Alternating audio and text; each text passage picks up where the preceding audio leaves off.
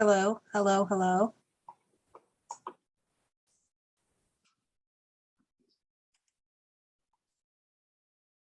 Recording in progress.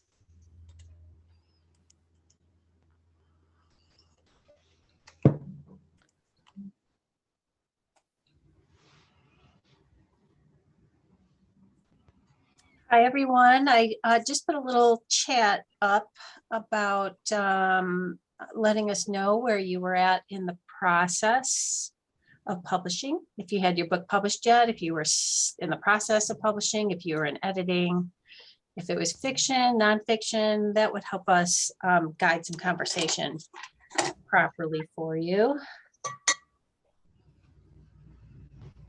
for us. Novel and design process now from Cindy. Great. Thank you so much for getting the discussion started. We have a couple more minutes. We'll give people a little bit of time. We know your time is valuable though, so we're going to start pretty close to noon as possible and keep it to about a half an hour. It usually takes us about 20 minutes to go through our materials, and we like to save room at the end for some questions. I also will be sharing Michelle and my email address. So if you have any questions that we didn't get to during the session, you can feel free to check in with us afterwards via email, and we'll try to help you out. And a real quick shout out, thank you to Bowker for co-hosting this webinar with us. We've been partnered with them for, I'd say, going on 2 years now, and we are doing a webinar a month. It's either on trade reviews with Michelle Shingler, who's with me today, our editor-in-chief at Forward Magazine. And we also put a webinar on for editing. What happens if you hire an editor, why you would hire an editor. And our editorial director is Danielle Ballantyne. That's usually every other month. And we are at, Bowker actually shares all the information with their clients. We just share the recording and the participant list with them. And at the end, stay tuned. And if you have to leave, come back and ask. There's a discount code that they've provided for us to give to you guys if you want to do a fee for review with us. So I'm going to put this, I'm actually going to hide this chat. Can you see the chat, Michelle? I can, yeah, I have it up. Okay. I'll move it to another screen and I'll keep an eye on it because you do most of the talking at the beginning here. Oh, that was a little too big. There we go. Okay, and it's a minute after, so I'll just go ahead and get started here. Welcome again to Why Trade Book Reviews Matter. I'm with our editor-in-chief, Michelle Shingler at Forward Reviews. She's been with us, I think it's been 7 years now. Started as a reviewer, then a managing editor, and recently promoted to our editor-in-chief. She does an amazing job of keeping us all organized here. I am the publisher of Forward Reviews. I founded the magazine in 1998. April 1st will be our 24th birthday. So we've been around the block a little bit doing reviews, and our publication reaches librarians and booksellers across the country. That is what a trade review is, and that's one of the things that we're going to go over today. So with that, I will get started with the presentation. What we're going to cover today is a little bit of discussion about what the difference is between a trade and consumer review, some examples of trade reviews. We're going to go over the timelines and editorial calendars and why these are important. Michelle's going to talk to you a little bit about submission guidelines. We'll talk about ours, but we're from Forward Magazine, but there are a lot of trade journals that we speak on behalf of. Most of our submission criteria are about the same. So you'll just have to check with each of them as you go through your work to get a feel for what they need. We'll also talk about sell sheets. These are what press kits usually include when you submit a book for review. We'll talk about some importance of quality standards, and then we'll give you some suggestions for how to use your reviews. And so first I wanted to chitty chat a little bit with you is about the difference between a trade and consumer publication. Trade journals are the review journals that you want to reach out to prior to your book being reviewed. These are going to help you get some buzz created about your book and also get information into the hands of librarians and booksellers when they're doing their shopping for their stacks. Some examples of trade review journals are Booklist, Forward Reviews, Kirkus Reviews, Library Journal, Publishers Weekly, School Library Journal. Most of these were kind of a youngster on this list at 24 years old. Kirkus Reviews is maybe one of the oldest, and so is Publishers Weekly, over 100 years old. So that just sort of establishes the fact of how important reviews are to the trade, to librarians and booksellers as they're getting ready to purchase books. Most libraries won't purchase a book unless they have been reviewed in a trade journal like this. Consumer, I'll let you talk, but let me just, this is usually your gig. Sorry, Michelle. I'm off vacation today and I'm just like full of energy. Some consumer magazines like USA Today, Cosmopolitan, People Magazine, New York Times Book Review. These are the lists of consumer publications that will be interested in reviewing your book once it's out. The trade is before it comes out, and consumer reviews are for after the book comes out. And that's because a bookstore does not want to have an author interview on the radio before the book comes out so that they don't have it on their shelves when people come looking for it. That's why you want to get it to the trade first so that they're prepared for your publicity and media after your publication date. So now I'll just let Michelle jump in and talk about what trade reviews hope to accomplish. Thanks, Victoria. So when we're thinking about a trade review, we are talking specifically to those people who are considering purchasing ahead of a book's release. Our primary audience is booksellers and librarians. Both of them want to hear about books before they're coming out. They want to know what's coming out in advance. They want to know what they should be on the lookout for, and they want to know why it's special. So what we're looking for when we go through our many submissions, we get about 1,200 per issue, is something that we are excited to champion to this audience of prospective buyers, for larger audiences even than that. We're looking for things that stand out to us, that are doing something new and interesting, that are fresh, and that are just exciting for us in some reason, for some reason. Our reviewers are tasked with providing the most objective opinion they can on the book. They're honest. Everything's not flattering on the magazine side, but we are talking about books that we do support for some reason. So we're highlighting books that are both from authors we've never seen before and that are from authors that we're very familiar with. For example, we covered Elena Ferrante in a recent issue, but a lot of our authors are just people who are new, debut authors, writers you haven't had a chance to hear about, who we want to tell you about for the first time, who we're excited to champion. We also report on trends. Every issue has, in the back of the book, we cover as many genres as we can, but in the front, we cover features. We cover things like debut authors. We cover things like climate change. So a specialized grouping of books that fall under a specific category as well.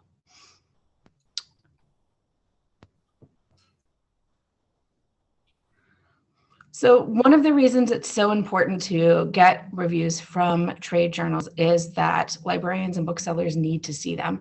We've heard multiple times from librarians at book shows that they need to see at least 3 reviews from an approved source that let them know in advance that they can spend money on a title. Oftentimes they're purchasing many copies of a title. They need to know that it's been vetted by a trusted source.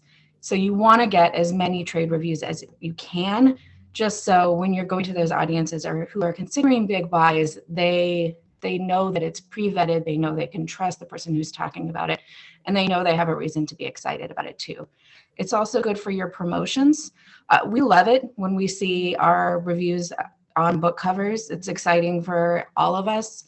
It means that we know it's meant something to the publisher, but also that we're talking about the book still to a consumer audience, even after the review has been printed and gone out to our first audience.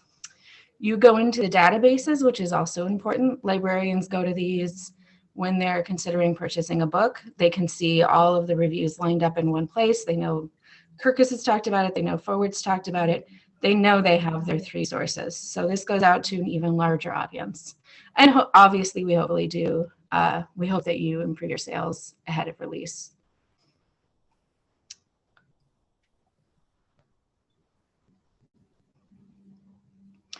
So all of the review journals are a little bit different.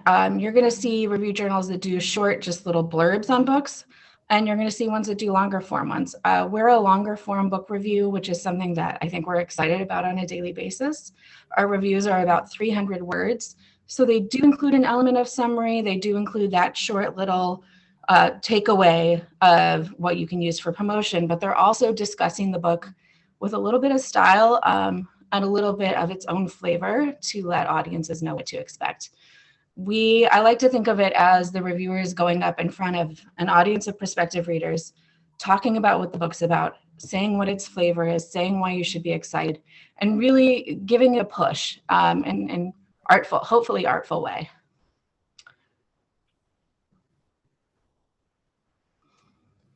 So the when to send, we're going to emphasize on repeat. There's a reason for that. It is critically important. You need to be thinking about getting these reviews way in advance. We recommend a 4.5 month window. That's approximate. Some books are 3.5, some books are even longer. But the part you need to remember there is that it has to be very far in advance. We're working months in advance. Right now, we're looking at July, August titles, which I know sounds a little premature, but it's not. We have to think about these now because we need our reviewers to have time to read them, to think about it carefully, and then to put forward the kind of artful review that we're talking about. So there's a months-long process even before it makes it to print that all magazines are working with that you need to think about. So think a 4.5 month window. And if you can do it sooner than that, do it sooner than that. The sooner you get it in front of a trade review journal, the more time they have to consider your book. What to send? You're going to want to send a copy of the book in as much of a finished format as you can. We accept PDFs. I think most other people are as well right now.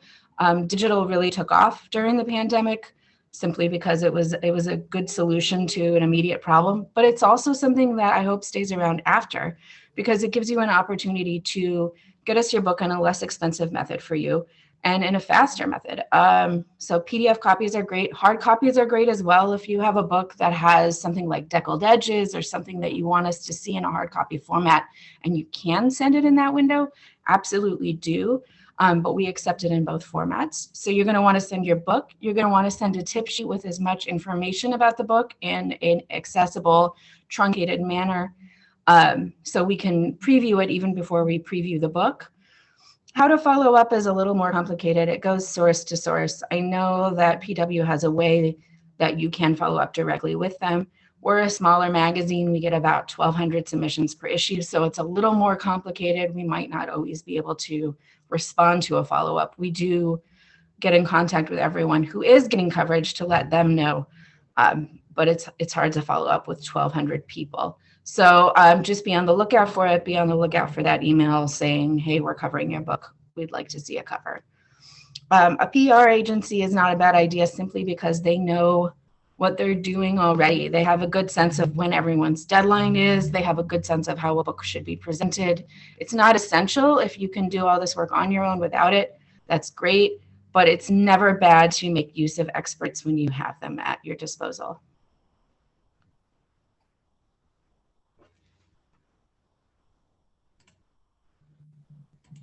All right, so this is a little, we've covered some of it before. Timing is always good. So I mentioned that PDFs are acceptable, and they are. With that, you also want to think about things like your cover, things that are more forward-facing, that seem cosmetic, but that also go into how everyone is going to respond to your book.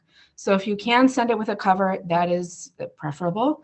If you have that ready, send it with. That's one reason why a printed galley sometimes works a little better, because we have an idea of what the finished product will look like.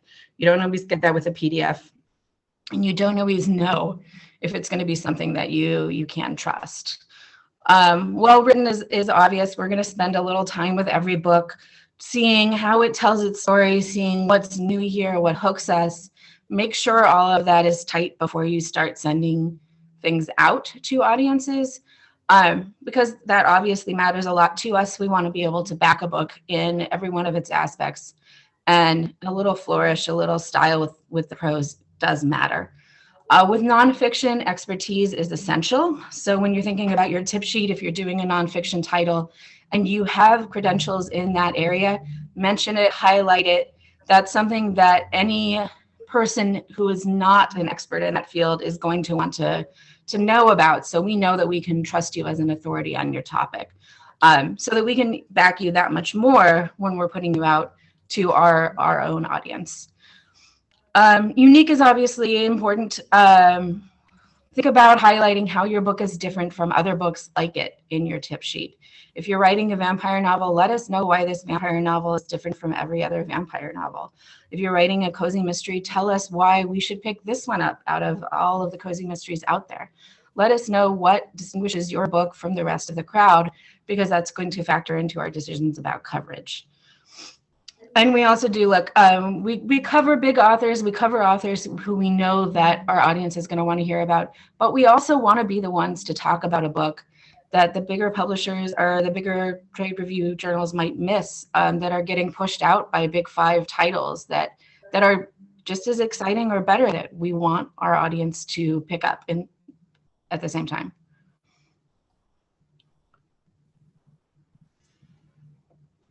So pre-publication, we've already gone over this, and it's gonna come up again.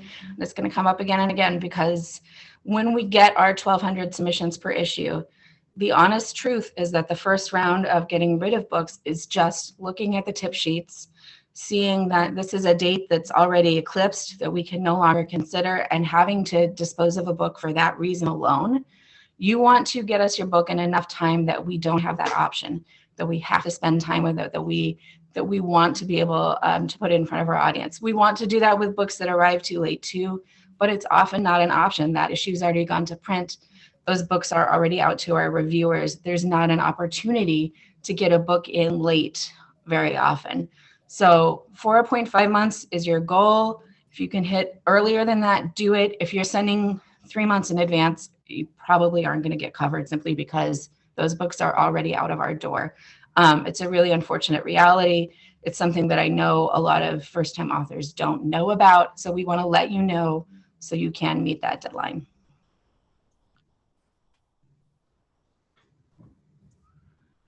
All right, so we have some examples of tip sheets, which is something that we talked about previously.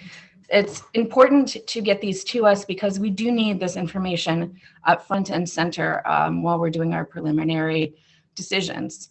So this one is fantastic. It lets us know what the cover is going to look like, what the packaging's like. It lets us know something about the author herself, that she's already won awards, that she's speaking about something that she has particular expertise on. And that little box at the bottom is why we initially pulled this sheet forward, because it has condensed all of the information that we need to think about immediately. We know there's a distributor. We know when the publication date is. That's critical. We know the ISBN, the cover price, all of that information. That's metadata that we need to know when we're adding books to our system. Sorry, Victoria. I'm trying to get rid of that bar at the top, and it's not going away, so I apologize. Sorry. So this one is great too. This is a YA title that I believe we covered. It has a YA feeling. It's letting you know, even in just the design of the tip sheet, that this is a title for a particular audience, and that thought process has gone into the design. That's something we like to see. We like that bit of flash that lets us know where the book's going to fit. At the bottom, they also have all of that metadata information that is crucial for us to know. Do not leave that off of your tip sheet. It's the first thing we look for. Make sure it's easy for us to find.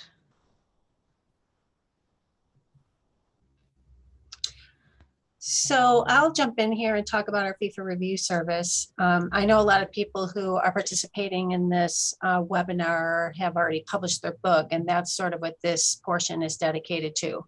About 20 years ago, we realized that the growth of the independent press community was, I loved your word, eclipsing our trade review limitations in print. And so we started a fee for review service, which meant that anybody who wanted to get their book reviewed was guaranteed a review from us with a payment. We use the same reviewers who write for our magazine. It's a service that's now, we were the first to originate a Clarion fee for review service in 2001, but now almost all the other trade journals provide fee for review services. And they're the same. They're written by the same reviewers who write for the publication. Ours are even a little bit longer than the magazine reviews because we don't put them in the magazine. They're just posted online.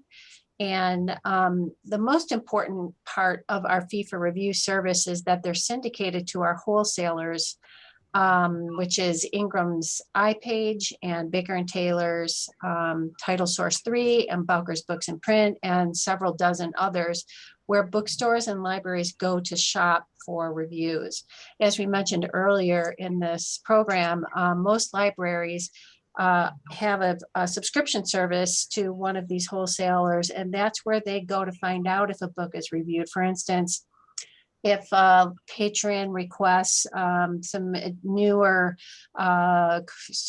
martial arts books that the library actually has, they'll go to their subscription service, look up martial arts, and all of the books that were most recently reviewed in that category will rise to the top of the screen, and that will help them make a selection in that category for those books. These fee for review services range in price from, from trusted sources like us and PW and others between $300 and $500. So, from my perspective, it's always been, I just felt like that fee was worth the price in and of itself just to get into those subscription services.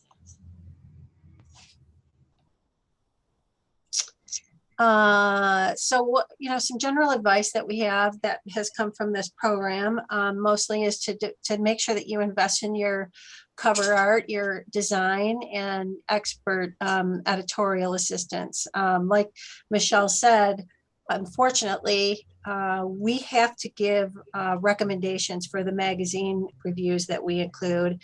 And so we're looking for a reason to say no to a book, and that's really harsh information to share with you guys, but we just have booksellers and librarians trusting us to give them good information, and if we don't, it's the whole package, not just the writing. So make sure that you take, don't just finish your book and not pay attention to these other important parts of publishing. We also recommend that you do your homework about the other trade magazines before you send them your book, and that goes for consumer magazines too. Unfortunately, we still get submissions from one of our editors who died about 6 years ago, and that's a little bit off-putting when Michelle gets that piece of mail that somebody didn't even take the time to go online and look at our submission deadline guidelines and also who to send them to.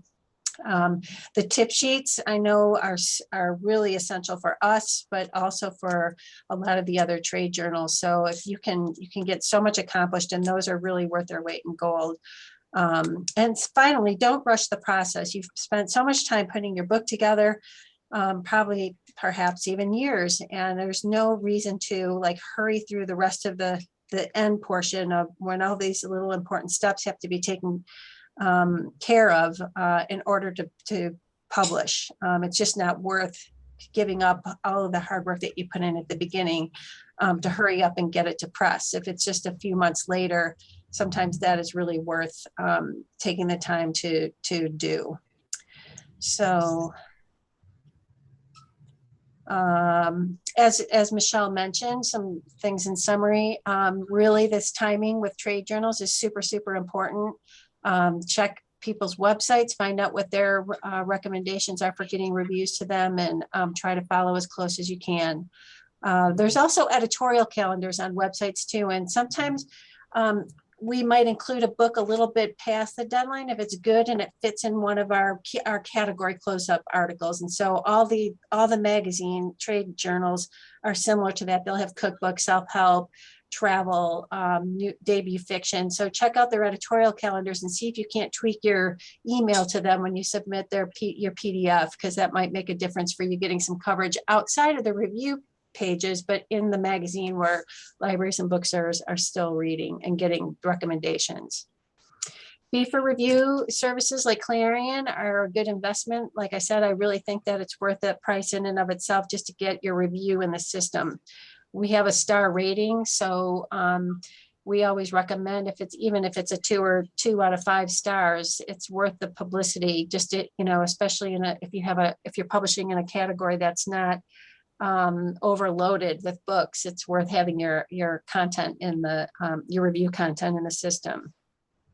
Quality is key, and when you're writing a book and you're marketing a book, they are two very separate jobs, different jobs, and sometimes you're just not suited to do the marketing. And so it's good to get a publicist or a marketing person to help you out, put these packages together. If that's not really up your alley.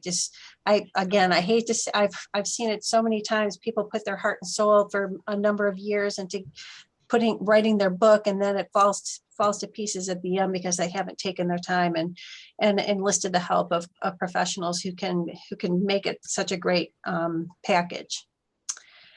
So why don't we look at first? I'm going to share this time-sensitive voucher offer.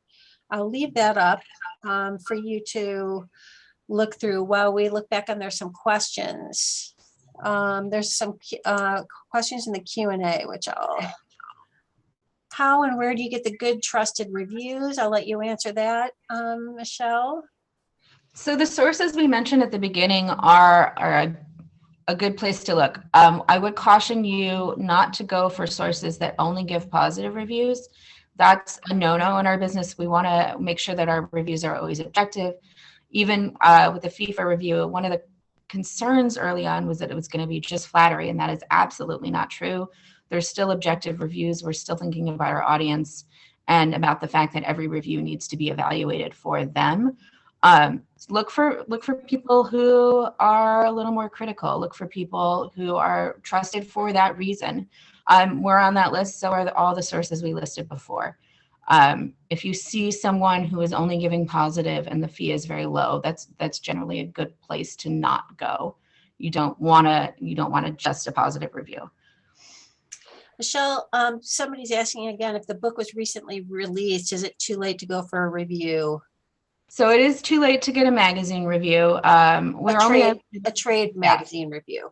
Yeah, trade magazine review. You can still get a fee for a review. So for us, Clarion, you can still get a review through Clarion, which, as Victoria mentioned, is a really good investment. You're guaranteed a review, which I think is a benefit. You also get the star rating benefit.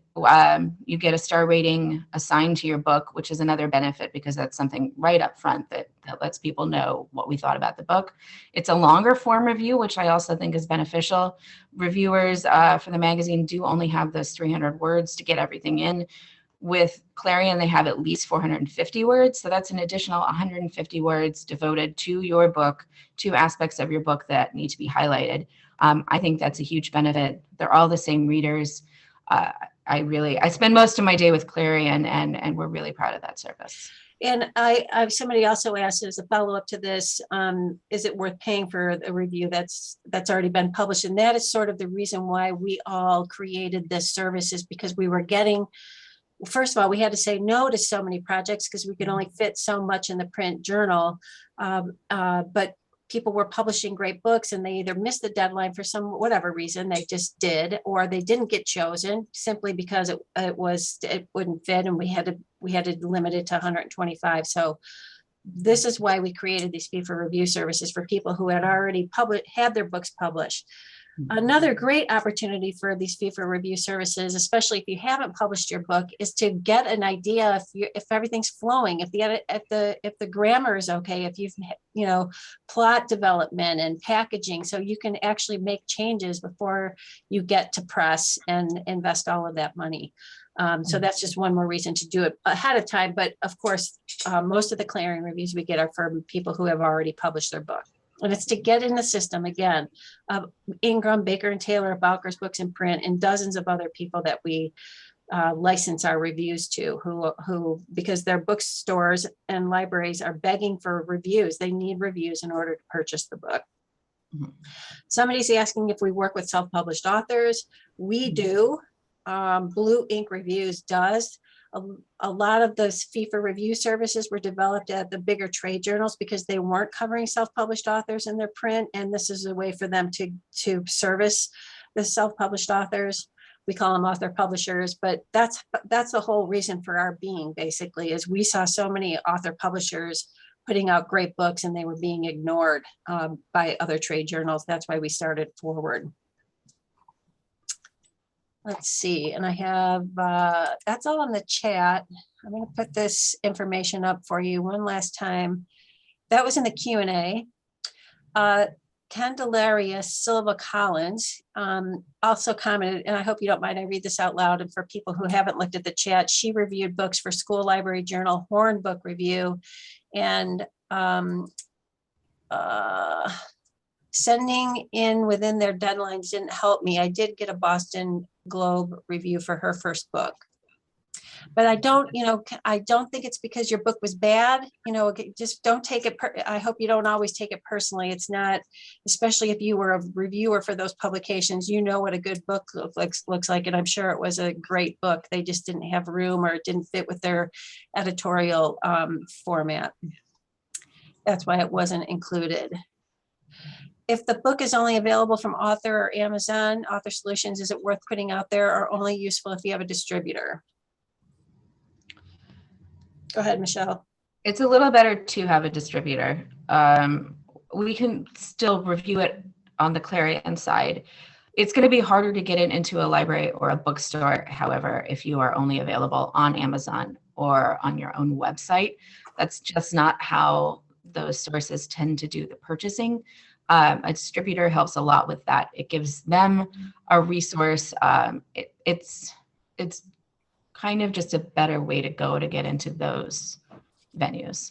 And I always try to recommend people check out Ingram Spark for situations like this, because that's a way for you to do print on demand and also get into the Ingram system, and then maybe get picked up later by a more traditional publisher. I know IPG also has a discovery program for author publishers who don't have distribution. So again, you have to do your homework a little bit. And I don't have the best answers for that because we're talking about reviews today, but I know that a trade journal would not like to cover your book if libraries and bookstores don't have access to it outside of going through you directly. They just want to have one invoicing system through Ingram or Bowker's or Baker and Taylor.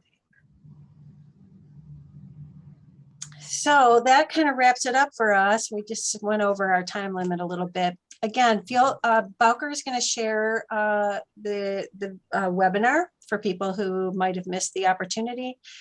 Somebody just asked if the recording will be available. Yes, we do share it with them. And also you can contact them and reach out to them with the discount code information. But Michelle and I are both, if you have some questions that you didn't think of while we were in the session, feel free to ask us and we'll direct you appropriately. Thanks for coming, and we appreciate you, and have a nice day.